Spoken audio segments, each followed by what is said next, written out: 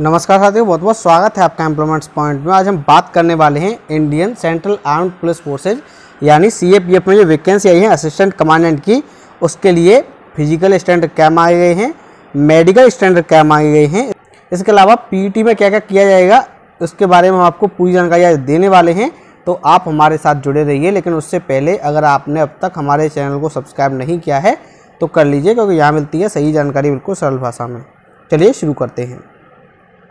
तो साथियों, सबसे पहले हम बात कर लेते हैं फिजिकल स्टैंडर्ड्स की।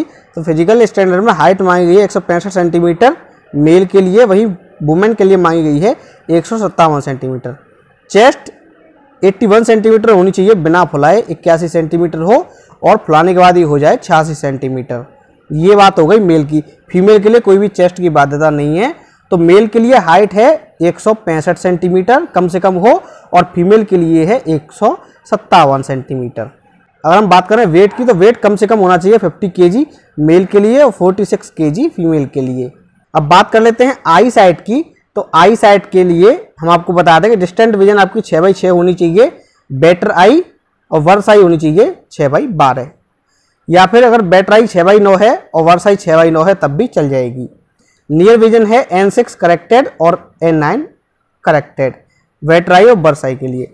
अब हम बेटर आई और वर्स आई आपको बता देते हैं। मान लीजिए आप काम करते हैं राइट हैंड से, किस हैंड से? राइट हैंड से। तो आपकी राइट आई होनी चाहिए 6/6। अगर आप लेफ्ट हैंड से काम करते हैं तो आपकी लेफ्ट होनी चाहिए 6/6 और दूसरी जो है वो 6/12 तक अलाउ होगी। तो आप समझ गए होंगे कि अगर आप राइट हैंडी हैं तो आपकी राइट आई और लेफ्ट ही है तो लेफ्ट आई करेक्ट होनी चाहिए 6/6, बाकी 6/12 तक मान्य होगी। जो रिफ्रैक्टिव एरर्स परमिटेड हैं वो है ±4.0 डी मायोपिया और हाइपरमेट्रोपिया में। अब एक सवाल अक्सर पूछा जाता है, क्या लेसिक सर्जरी जो होती है वो अलाउ है या नहीं है? तो लेसिक सर्जरी अलाउ है और वो कम से कम 18 साल के बाद की हुई हो, यानी अगर आपकी एज 18 साल से ज़्यादा हो गई हो तभी आपने वो सर्जरी कराई हो तो वो अलाउ है। इसमें जो एक्सियल लेंथ मांगी गई है वो मांगी गई है 21 से लेकर 26 तक और कॉर्नियल थिकनेस होनी चाहिए 425 माइक्रोन। प्री लेसिक एरर आपका 6G तक मान्य है और ये स्टेबल होनी चाहिए। तो आपने अगर लेसिक सर्जरी करा रखी है तो वो आपने 18 साल की उम्र के बाद कराई हो। इसके अलावा आपका कैरिंग एंगल जो है वो 15 डिग्री होना चाहिए मेल के लिए और 20 डिग्री होना चाहिए फीमेल के लिए, इससे ज़्यादा नहीं होना चाहिए। बात कर लेते हैं कान की। तो कान में कोई भी बहरापन की समस्या नहीं होनी चाहिए, नहीं कोई कान में से मवाद वगैरह आता हो, ऐसी समस्या न हो। इसके अलावा कानों में कोई भी रुकावट न हो और आपकी सुनने की क्षमता एकदम अच्छी होनी चाहिए। आपको कोई भी टिनिटस, वर्टिगो या फिर रिकरेंट कान के दर्द की समस्या नहीं हो, यानी आपको कान से संबंधित कोई भी समस्या नहीं हो। बात कर लेते हैं नाक की। तो नाक में आपको डीएनएस न हो, एट्रोफिक राइनाइटिस न हो, ट्यूबरकुलर अल्सरेशन न हो और क्रॉनिक साइनाइटिस न हो, यानी आपको सर्दी जुकाम की जो गंभीर समस्याएं होती है लंबे समय वाली वो नहीं हो। बात कर लेते हैं गर्दन की। तो गर्दन में किसी भी प्रकार की गांठ नहीं होनी चाहिए, थायराइड नहीं हो, कोई भी स्वेलिंग नहीं हो यानी सूजन नहीं हो। इसके अलावा आप गर्दन पूरी तरह से घुमा सकते हो और आपको स्पाइन की या सर्वाइकल की कोई भी समस्या न हो। दांतों की अगर हम बात करें तो आपके दांत अच्छे होने चाहिए और उनमें किसी भी प्रकार की समस्या न हो। अगर सीवियर पायरिया हो रखा है तो आप आवेदन के पात्र नहीं हैं। वेनरल डिजीज की हम बात करें तो आपको कोई भी क्लिनिकल वीडी के एक्टिव साइंस नहीं होने चाहिए। इसके अलावा स्किन से संबंधित कोई भी समस्या न हो, जैसे दाग होते हैं, क्रॉनिक डर्मेटाइटिस होती है। इसके अलावा सोरायसिस, वर्सिकुलर या फिर टायरिसिस, ये कोई समस्या आपकी न हो। तो ये बात हो गई। इसके अलावा आपको टीबी न हुई हो, कोई भी अर्थराइटिस की बीमारी न हो, हाई ब्लड प्रेशर न हो, डायबिटीज न हो, अस्थमा न हो, दिल की कोई बीमारी न हो। आपकी जो हेल्थ है वो अच्छी होनी चाहिए, साथ ही आपकी फ्लैट चेस्ट न हो, पिजन चेस्ट न हो और रिकेटी रोजरी डिफेक्ट आपके नहीं होने चाहिए।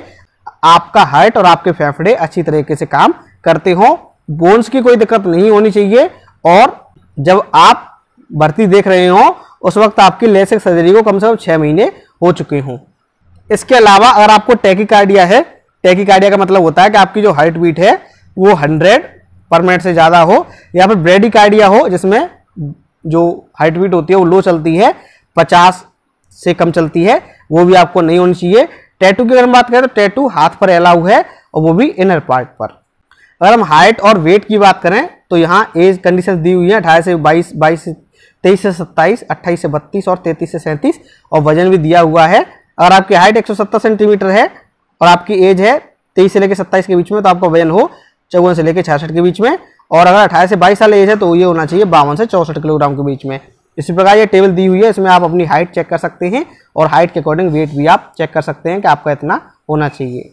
वहीं जो फीमेल कैंडिडेट है उनकी हाइट भी दी हुई है 148 से शुरू होकर 168 सेंटीमीटर तक, और इसमें वजन भी दिया हुआ है, आपका वजन इसी के अकॉर्डिंग होना चाहिए। तो साथियों ये तो बात हो गई हमारे फिजिकल और मेडिकल स्टैंडर्ड्स की। अब बात कर लेते हैं पीईटी की कि पीईटी में क्या क्या आने वाला है।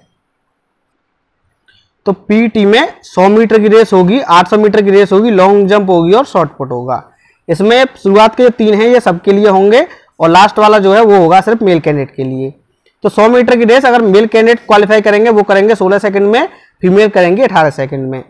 800 मीटर की रेस मेल कंप्लीट करेंगे 3 मिनट 45 सेकंड में, फीमेल करेंगे 4 मिनट 45 सेकंड में। लॉन्ग जंप 3.5 मीटर क्वालिफाई करनी होगी, 3 चांस मिलेंगे मेल कैंडिडेट को, वही फीमेल को क्वालिफाई करनी होगी 3 मीटर 3 चांस में। तो 100 मीटर की जो रेस है और 800 मीटर की जो रेस है उसके लिए एक ही चांस आपको मिलेगा, वहीं जो लॉन्ग जंप है उसके लिए आपको मिलेंगे 3 चांस। शॉर्ट पुट जो है वो 7.26 किलोग्राम का होगा और 4.5 मीटर क्वालिफाई करना होगा। 4.5 मीटर आपको गोला फेंकना होगा 7.26 यानी 7 किलोग्राम 260 ग्राम का ये होगा, और ये आपको 4.5 मीटर फेंकना होगा सिर्फ मेल कैंडिडेट को। तो साथियों ये थी जानकारी यूपीएससी असिस्टेंट कमांडेंट एग्जाम 2019 के फिजिकल स्टैंडर्ड्स के बारे में, इसके अलावा मेडिकल स्टैंडर्ड्स के बारे में और पीईटी के बारे में। साथियों मैं उम्मीद है वीडियो आपको पसंद आया होगा। इस वीडियो को लाइक कीजिए, शेयर कीजिए, और अगर आपने अब तक हमारे चैनल को सब्सक्राइब नहीं किया है तो कर लीजिए, क्योंकि यहाँ मिलती है सही जानकारी बिल्कुल सरल भाषा में। धन्यवाद।